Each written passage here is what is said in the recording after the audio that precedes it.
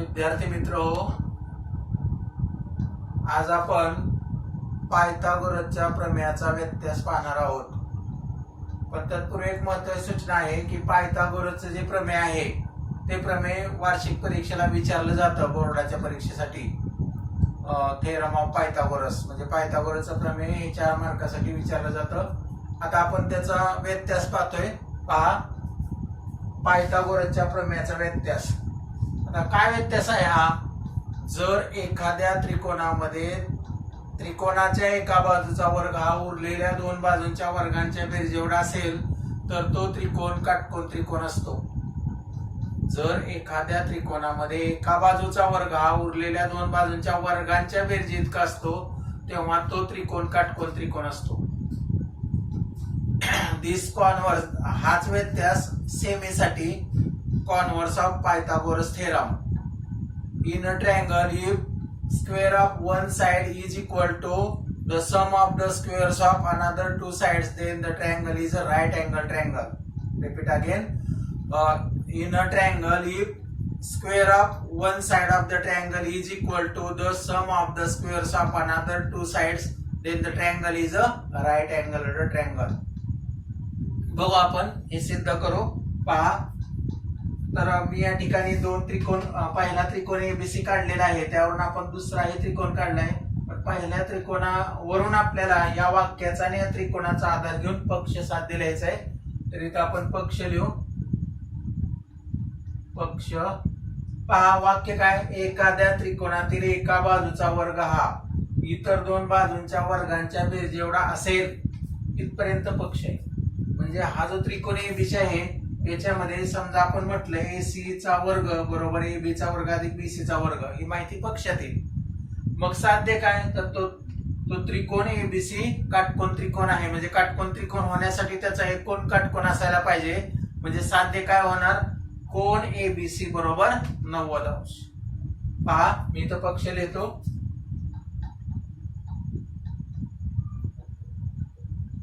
त्रिकोण ABC मध्ये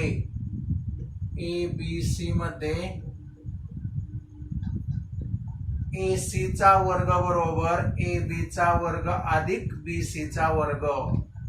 एका बाजूचा वर्ग हा उरलेल्या 2 बाजूंच्या वर्गांच्या बेरजेएवढा असेल असं म्हटलंय. म्हणजे माहिती पक्षामध्ये. म्हणजे आपण सेमीसाठी म्हणणार आहे given in triangle ABC AC square is equal to AB square plus BC square. then to prove म्हणजे साध्य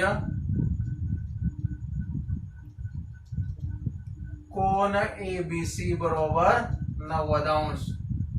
to prove angle ABC is equal to 90 degree. आता आपल्याला हे सिद्ध करायचं आहे, तर हे निव्वळ एवढ्या माहितीवरून सिद्ध करता येत नाही, म्हणून आपण या ठिकाणी रचना करू. कन्स्ट्रक्शन. पहा, रचना. आता आपण त्रिकोण एबीसी काढला आणि त्यावरून पक्षानुसार म्हणजे वाक्यानुसार पक्ष साध्य वेगळं लिहिले. आता आपल्याला या ठिकाणी यावरून सिद्धता देता येत नाही, म्हणून आपण रचना केलेली आहे. काय रचना केली? पहा, मी त्रिकोण PQR इथं काढलेला आहे. पण तो त्रिकोण PQR काढत असताना इथला जो सिगमेंट PQ आहे तो सिगमेंट AB एवढा काढलाय. नंतर सिगमेंट QR आहे तो सिगमेंट BC एवढा काढलेला आहे. आणि अँगल B या ठिकाणी दिला नाही, पण आपण रचनेमध्ये अँगल Q हा 90 अंशाचा घेतलाय. म्हणजे काय रचना केली? पहा, त्रिकोण PQR असा काढा की बाजू AB एकरूप बाजू PQ, बाजू BC एकरूप बाजू QR आणि कोन Q बरोबर 90 अंश. Draw triangle ABC such that segment AB congruent segment PQ, segment BC congruent segment QR and angle PQR is equal to 90 degree. This is the construction. त्रिकोण PQR असा काढा की बाजू AB एकरूप बाजू PQ, नंतर बाजू BC एकरूप बाजू QR आणि कोन PQR बरोबर 90 अंश.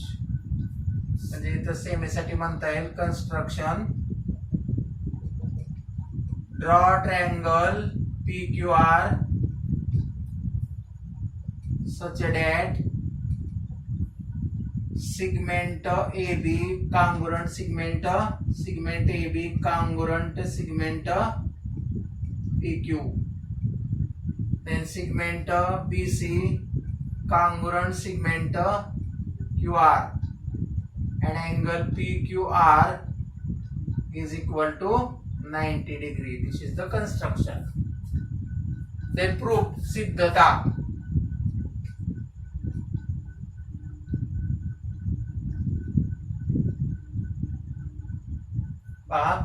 आता या ठिकाणी हा जो त्रिकोण दिलेला आहे ABC, या त्रिकोणामध्ये कोण कुठलाही काटकोन दिलेला नाही, पण रचनेनुसार जो आपण PQR काढलाय याच्यामध्ये कोण Q काटकोन दिलाय. म्हणजे आपण त्रिकोण PQR चा पायथागोरसचा प्रमेय त्रिकोण PQR वरून पायथागोरसचं सूत्र लिहू शकतो. म्हणजे आपल्याला त्रिकोण PQR वरून काय मिळेल बघा, इथं म्हणता येईल आकृतीत त्रिकोण PQR मध्ये कोन Q बरोबर 90 अंश. का बरं, तर रचना हे जर कारण असेल, रचना केली आपण तशी, म्हणजे मग आपल्याला या ठिकाणी म्हणता येईल, काय म्हणता येईल, हा कोण काटकोन आहे तर मिळेल पायथागोरसच्या प्रमेयानुसार PR वर्ग बरोबर PQ वर्ग अधिक QR वर्ग. याला आपण कारण देऊ शकतो पायथागोरसचे प्रमेय, असं कारण देऊ शकतो आपण याला, पायथागोरसचे प्रमेय. जे सेमीसाठी म्हणता येईल in triangle PQR angle Q is equal to 90 degree, therefore PR square is equal to PQ square plus QR square by Pythagoras theorem. तर असे हे कारण असेल. याच्या पुढची सिद्धता आपण परत लिहू. त्याला त्रिकोण PQR वरून मिळाले, काय मिळालेलं आहे, PR चा वर्ग बरोबर PQ चा वर्ग अधिक QR चा वर्ग, हे आपण मिळवले. तर त्या विधाना म्हणजे ह्या समीकरणाचा विचार करून आपण पुढे जाऊ. त्यानुसार आपल्याला या ठिकाणी म्हणता येईल, आता पुढं PR square is equal to PQ. आता रचनेमध्ये आपण PQ आणि AB एवढाच PQ काढलेला आहे, म्हणजे इथं PQ चा वर्ग घ्यायच्या ऐवजी मी इथं AB चा वर्ग घेऊ शकतो. AB चा वर्ग, तसा इथं QR आणि BC कॉन्ग्रुएंट आहेत, म्हणजे मी इथं आता QR चा वर्ग घ्यायच्या ऐवजी BC चा वर्ग घेऊ शकतो. आणि याला कारण देता येईल रचना किंवा कन्स्ट्रक्शन फॉर सेमी कन्स्ट्रक्शन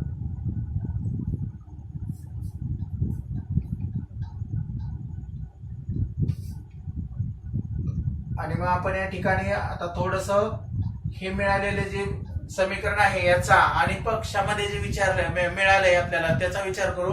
पक्षामध्ये काय होतं, आठवा जरा पक्ष AC चा वर्ग बरोबर AB चा वर्ग अधिक BC चा वर्ग असं पक्षामध्ये होतं. म्हणजे आपण या ठिकाणी AB चा वर्ग अधिक BC चा वर्ग हे जे मिळाले आपल्याला, तर याच्या ऐवजी आपण काय ठेवू शकतो, AC चा वर्ग. म्हणजे आपल्याला इथं मिळेल PR चा वर्ग बरोबर AC चा वर्ग. याला कारण देऊ आपण AB, किंवा इथं आपल्याला असंही म्हणता येईल गिवन कारण देता येईल पक्षामध्ये. म्हणजे इथं मराठीसाठी आपण म्हणू पक्षामध्ये AB आणि BC कसे आहेत, सारखे.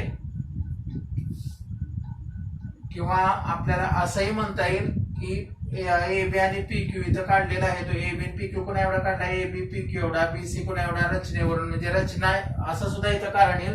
म्हणजे मला इथं म्हणता येईल, पहा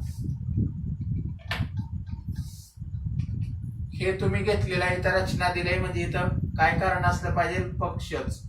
आपण काय म्हणू, पक्ष आपण घेतलंय वरच्या पायरीला ही रचना. आणि मग वर्गमुळे काढा, टेकिंग स्क्वेअर रूट्स वर्गमुळे काढून याचा वर्गमूळ निघून गेलं, राहील पी आर. याचा वर्ग निघून गेला म्हणजे वर्गमूळ राहील एसी, आणि मग पी आर बरोबर एसी मिळेल. मी या ठिकाणी 1 नंबर देतो आणि इथं म्हणू आपण बट, परंतु ए बी बरोबर पी क्यू आणि बी सी बरोबर काय आहे क्यू आर. हे कुठून आलं तर आपण अशी रचना केलेली आहे. रचना कन्स्ट्रक्शन, आणि मग मी याला 2 नंबर देतो. पहा, मग त्रिकोण एबीसी आणि त्रिकोण पी क्यू आर चा विचार करा. A B congruent P Q by construction, B C congruent Q R by construction, then AC congruent PR, we get here equation first. Therefore, म्हणून त्रिकोण ABC एकरूप त्रिकोण PQR बा कसोटी, बा कसोटीनुसार आपल्याला म्हणता साइड साइड साइड टेस्ट. आणि मग एकदा त्रिकोण एकरूप झाले तर त्रिकोण म्हणायला पाहिजे, कोण नाही. आणि मग मी समजा कोण एबीसी घेतला, कोण एबीसी, तर त्याला एकरूप कोणचा येईल, कोण पी क्यू आर. एकरूप त्रिकोणांचे संगत कोण, एकरूप त्रिकोणांचे संगत कोण हे कारण असेल. याला सेमीसाठी काय कारण येईल देतो मी इथं, corresponding angle of congruent triangle हे कारण असेल याचं.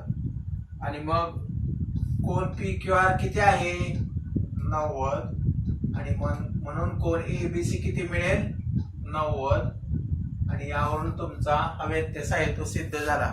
म्हणजे आपल्याला कोण एबीसी किती दाखवायचा होता 90. मग जर एखाद्या त्रिकोणाचा कोण 90 असेल, एक कोण 90 असेल तर तो काटकोन त्रिकोण असतो, आणि म्हणून कोण एबीसी 90 मिळाल्यामुळे त्रिकोण एबीसी काटकोन त्रिकोण आहे. Therefore triangle ABC is a right angled triangle. यावरून हा व्यत्यास सिद्ध झाला. त्याच्या पुढं बघा, व्यत्यास संपल्यानंतर पान नंबर 35 वर हे लक्षात ठेवूया, हे दिले आपल्याला की आपण या प्रकरणामध्ये आतापर्यंत जे शिकलो ते दिले ते थोडक्यात तुम्ही लिहून काढायचंय. मराठीच्या मुलांनी हे लक्षात ठेवूया. आणि रिमेंबर दिस, सेमीच्या मुलांनी रिमेंबर दिस म्हणून 35 पेज वरच लिहायचं आहे. त्याच्या पुढे जाऊ आपण. त्याच्या पुढचा भाग आहे प्रॅक्टिस सेट 2.1 सराव संच 2.1, आणि आपण पहिला प्रश्न घेऊ त्यातला. पहा, पहिला प्रश्न काय आहे,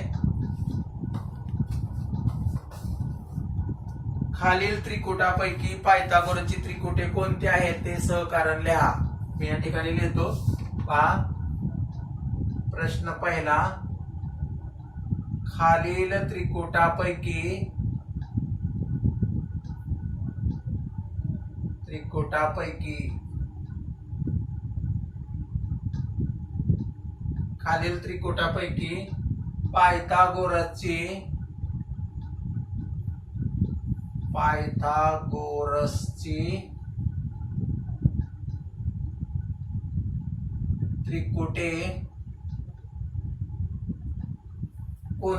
पायथागोरसची त्रिकुटे कोणती आहेत ते सहकारण लिहा.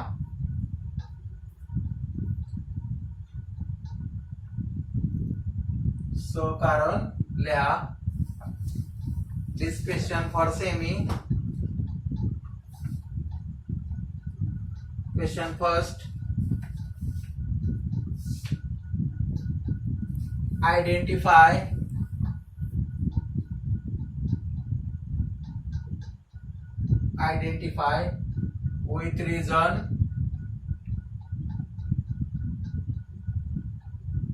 which of the following are Pythagorean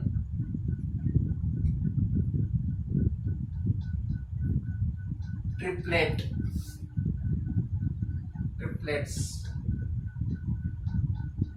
मतलब पहिलं उदाहरण घेऊ आपण. 3 इन ब्रॅकेट 3 5 4 आणि अजून आपण या ठिकाणी एक उदाहरण घेऊ. पाचवं 10 24 27. पहा पहिलं घेऊ आपण. काय प्रश्न आहे, खालील त्रिकुटापैकी पायथागोरसची त्रिकुटे कोणती आहेत ते सहकारण लिहा. त्यात पहिलं उदाहरण दिले 3 5 आणि 4. ते सेमीसाठी identify with reason which of the following are Pythagorean triplets. म्हणजे तुम्हाला पहिलं जे उदाहरण दिले 3 5 आणि 4 तर हे पायथागोरसचं ट्रिप्लेट आहे का, किंवा अजून पुढे उदाहरण आहेत तर ते आपल्याला शोधायचे आहेत. मग आपण शिकलोय पायथागोरसचं ट्रिप्लेट कधी असतं 3 संख्यामध्ये, तर त्यातील सर्वात मोठी संख्या आहे ती पहा, तिचा वर्ग करा. नंतर उरलेल्या 2 संख्या घ्या, त्यांच्या वर्गांची बेरीज करा. ही बेरीज जर पहिल्या मोठ्या संख्येच्या वर्गा एवढी आली तर या 3 संख्यामध्ये पायथागोरसचं ट्रिप्लेट आहे असं आपण म्हणू शकतो. तर त्यानुसार जाऊ आपण. समजा जर मोठ्या संख्येचा वर्ग हा उरलेल्या 2 संख्यांच्या वर्गांच्या बेरीज एवढा नाही आला तर ते पायथागोरसचं त्रिकूट नसतं असंही आपल्याला म्हणता येईल. तर बघू आपण पहिल्या उदाहरणामध्ये पायथागोरसचं ट्रिप्लेट आहे का. उत्तर किंवा उकल सोल्युशन 3 5 4. इथं आपल्याला म्हणता येईल द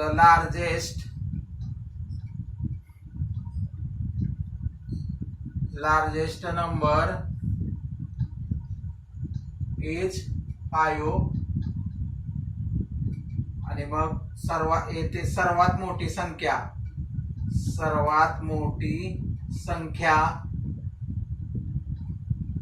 5 आहे. आपण त्याचा वर्ग करू. therefore स्क्वेअर ऑफ 5 5 चा वर्ग 25. नंतर उरलेल्या संख्या घ्या. 3 चा वर्ग अधिक 4 चा वर्ग करा तो. 3 चा वर्ग 9 square of 3 9 plus square of 4 16 add it we get 25. therefore square of 3 plus square of 5 is equal to 25. मग पहा सर्वात मोठ्या संख्येचा वर्ग किती आला 25 आणि उरलेल्या 2 संख्यांच्या वर्गांची बेरीज किती मिळाली 25. म्हणजे आपण इथं म्हणू शकतो square of 5 is equal to square of 3 plus square of 4. म्हणजे मोठ्या संख्येचा वर्ग हा उरलेल्या 2 संख्यांच्या वर्गांच्या बेरीज एवढा आला. म्हणून या संख्येमध्ये पायथागोरसचं किंवा दिलेली संख्या जी आहे कंसातली 3 5 4 हे पायथागोरसचं ट्रिप्लेट आहे. म्हणजे आपण या ठिकाणी म्हणू here square of largest number is equal to the sum of squares of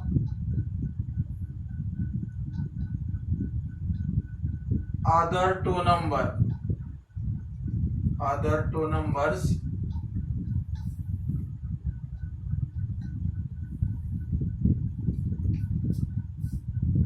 मराठीसाठी म्हणता येईल येथे सर्वात मोठ्या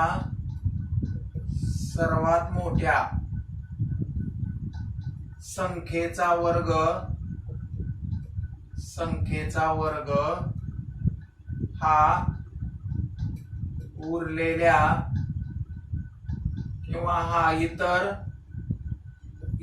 2 संख्यांच्या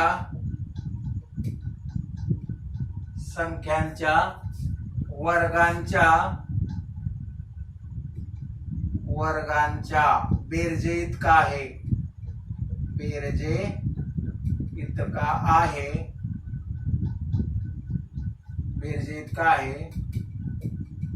म्हणून इन ब्रॅकेट 3 5 4 हे पायथागोरसचे त्रिकूट आहे. त्रिकूट आहे. Therefore 3, 5, 4 is the triplet of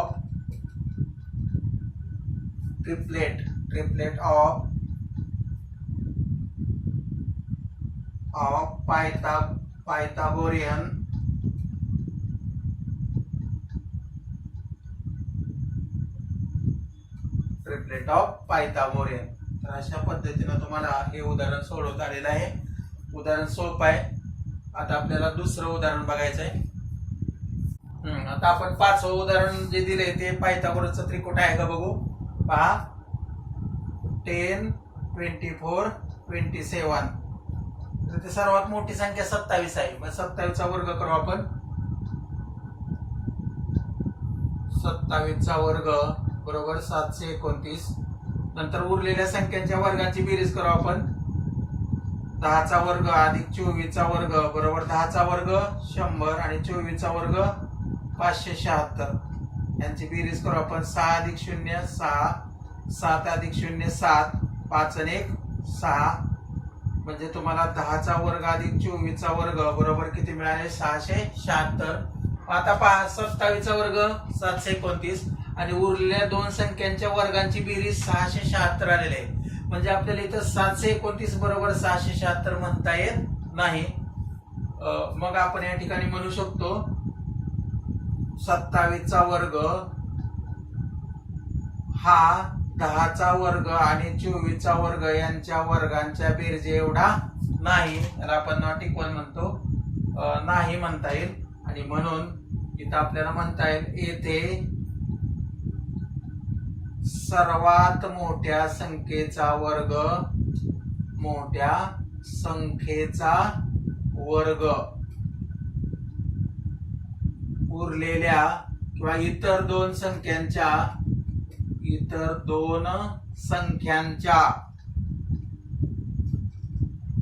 वर्गांच्या बेरजे एवढा नाही. बेरजे इतका नाही म्हणून नाही. किंवा इथं आपण सेमीसाठी पण म्हणू शकतो square of largest number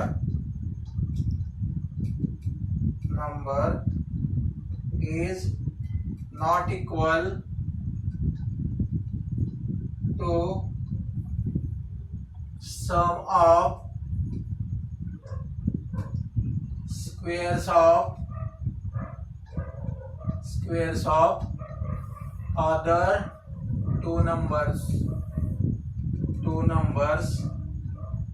Therefore in bracket 10, 24 and 27 is not Pythagorean triplet. म्हणून 10, 24, 27 हे पायथागोरसचे त्रिकूट नाही.